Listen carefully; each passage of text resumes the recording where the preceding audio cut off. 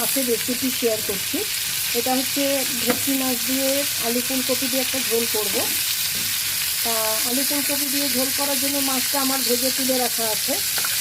আমার মাছটা এই যে আমি ভেজে তুলে রেখেছি। আর আলু ফুলকপিটা নুন হলুদ দিয়ে ভেজে নিচ্ছি। এটা ভাজা হয়ে গেলে তারপরে কী কী দিচ্ছি তোমাদের সঙ্গে শেয়ার করছি। আলুটা আমার লাল লাল করে ভাজা হয়ে গেছে। এবার এর মধ্যে আমি আদা, রসুন আর যে কাঁচা লঙ্কার পেস্টটা ছিল এর মধ্যে আমি দিচ্ছি। ভেটকির যে পাতলা ঝোলটা করব, তারপরে এর মধ্যে একে একে মশলা যাবে, লঙ্কার গুঁড়ো, হলুদ গুঁড়ো, জিরের গুঁড়ো। আমি যে পেস্টটা দিলাম আদা, কাঁচা লঙ্কা, রসুন, এবার এর ভেতরে আমি আমার ভেটকি মাছ দিয়ে আলু দিয়ে ফুলকপি দিয়ে ঝোল কমপ্লিট। ধনে পাতা কুচি ছড়িয়ে দিয়েছি। এবার আমি পরিবেশন করব।